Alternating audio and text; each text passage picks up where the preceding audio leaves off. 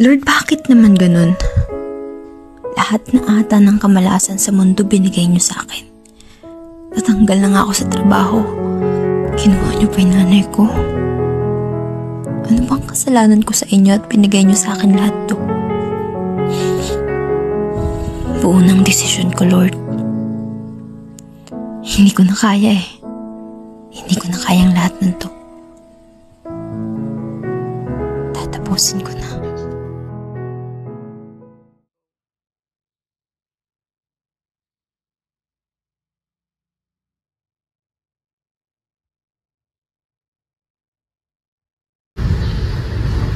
Is, baka nais mong makinig sa salita ng aming Panginoon. Magbibigay ka lamang po ng 100 upang panalangin. Ano bang pakaluya?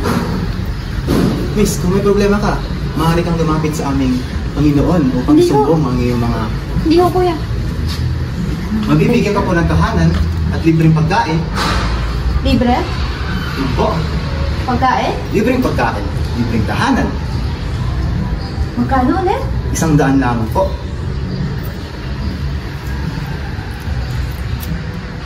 Shit. 100 na lang din to eh. Wala naman siguro mawawala sa akin. Libre pagkain. Libre tirahan. O, kuya. Maraming salamat po. Kailan yan? Bukas po. Saan? Dito niyo po matatagpuan ang aming simbahan. Ikinalulugod po namin ng inyong pagdating. Naghihintay po kami para sa inyo. Pinibig, natutuwa kami at sinagot ninyo ang tawag ng Panginoon. Sige, magpahinga na kayo sa silid na ito. Patawagin ko na lang kayo kapag magsisimula na ang hapunan.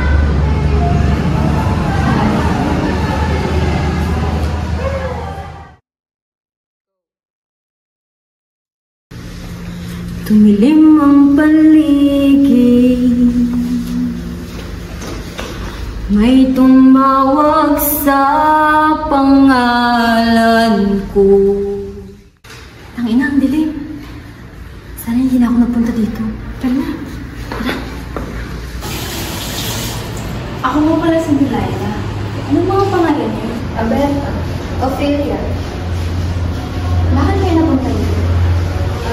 Ako, tumakas na ako sa akin. Sinasaktan kasama ng nanay ko. Hindi tumakas ako.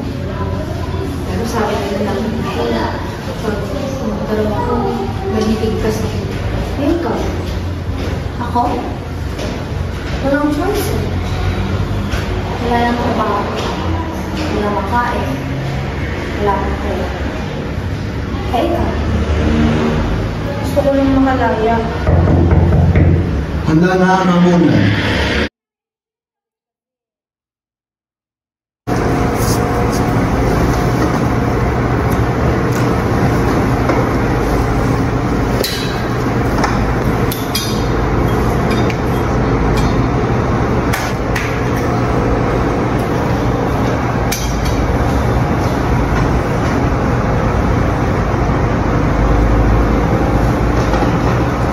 Upo na kayo mga bigyan.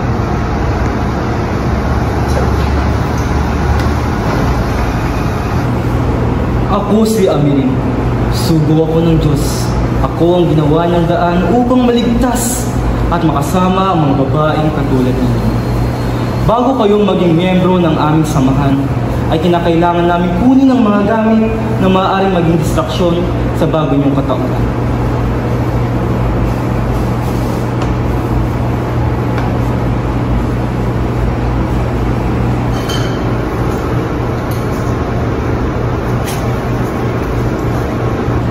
Magpatuloy na kayo sa pagkain at mamaya ay kinakailangan niyo ng enerhiya sa kaganapan mo.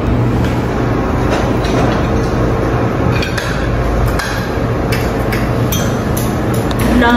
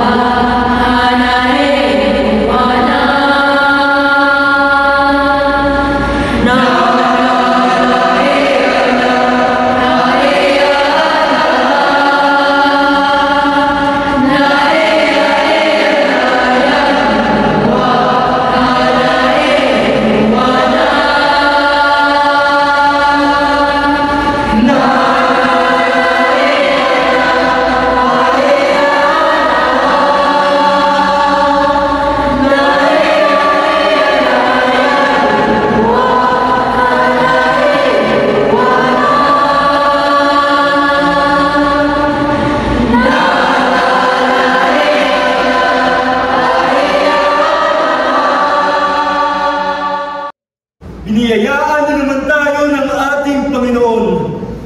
Viva Amerin! Viva! Magkakaroon ng tsansa ang dalawang babaeng nito na isilang muli. Viva! Viva Amerin! Viva! Viva Amerin! Viva! Viva Amerin! Viva! Prepare the way of the Lord, prepare the way. Prepare the way of the Lord, prepare the way. Prepare the way of the Lord, prepare the way. Prepare the way of the Lord, oh God. Be raised up, oh mountain. Be made low, oh God. Be raised up, oh mountain. Be made low, oh God. Be raised up, oh mountain. Be made low, oh God. Be raised up, oh mountain. Be made low, oh God. Be raised up, oh mountain. Be made low, oh God. Be raised up, oh mountain. Be made low, God.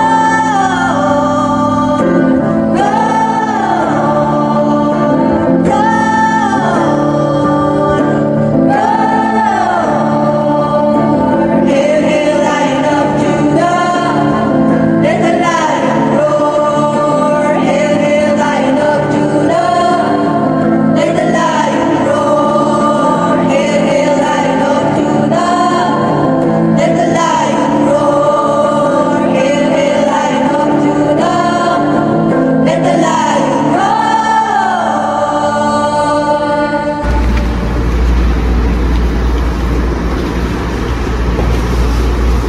Amerin, saan sila pupunta? Katulad ng sinabi ko kanina, makikita na nila ang aking Panginoon at mabubuhay sila muli. Abiel, nasa ng mga babae ka? Hindi ko na sila nakikita. Isinilang sila muli. Huwag ka mag-alala. Ikaw ay susunod din. Naniniwala ba kayo na yung mga babae na wala dito nakita ng Diyos? Siguro. Ano pa nga ba? Saan naman sila pupunta, di ba? Tsaka sino naman may gusto umalis dito? Libreng tirahan, libreng damit, libreng pagkain. Pero hindi ba kayo nagtataka? Kasi ang bait-bait nila sa atin. Saka ano yung kwarto na bawal tayo pumasok? Ano sa tingin nyo nangyayari? Gusto nyo pasukan na dito?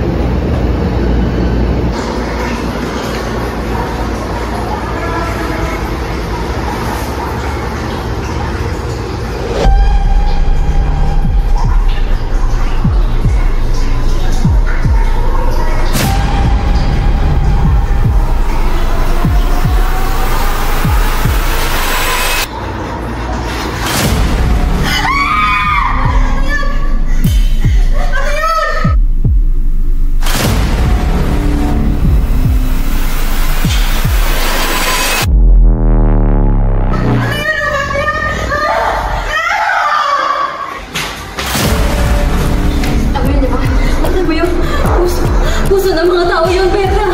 Organ! Organ sa mga tao! Uy, ba't ba kanina pa kayo tula? May nangyari ba kagabi? Nalaman na namin kung ano nangyayari sa mga babae na mawala. Pinapatay sila ni Lyra. Totoo! At malamang, si Amerin ang leader nito. Doon sa kwarto, may mga cooler. Ang laman ng cooler, mga lamang loob, atay, puso. Mga puso yun ang tao ni Lyra! Ayoko pang mamatay! Ayoko pang mamatay! Eh, di ba gusto niyo nang mamatay? Oo! Ano problema? Oo, pero hindi sa ganitong paraan ni Lyra. Nagtakas tayo, Lyra. Tuwing alas 8 ng gabi, naglilibig ang mga cooler. Magpapanggap tayong tulog. Tapos saka tayo tatakas.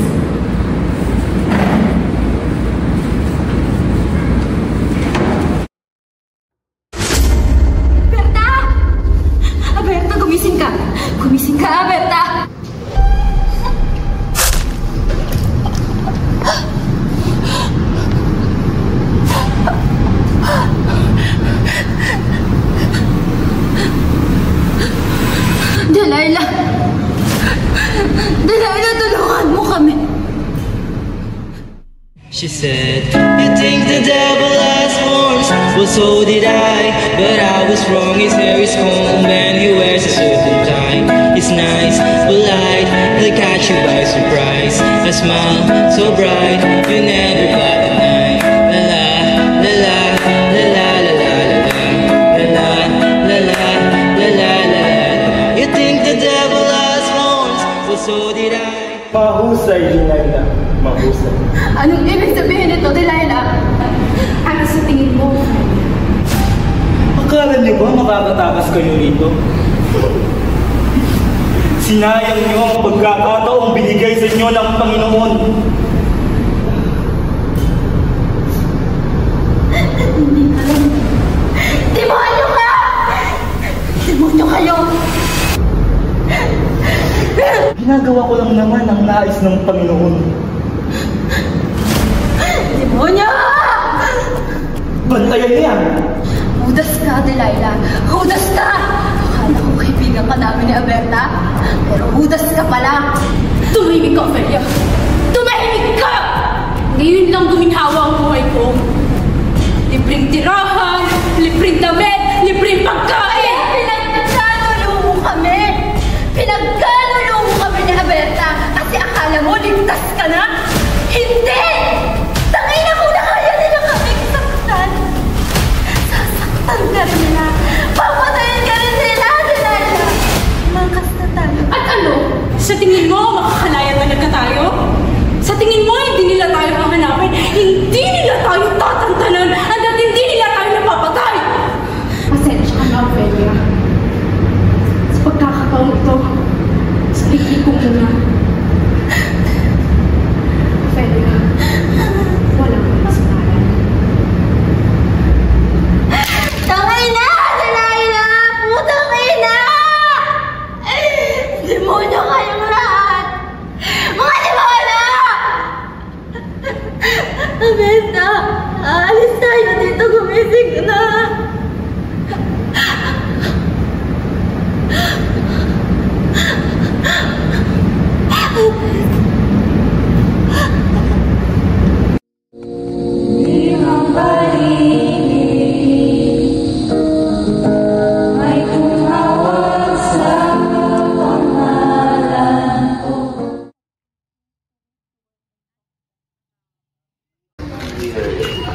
Ate, gusto mo bang maramdaman ang presensya ng Diyos sa halagang 100?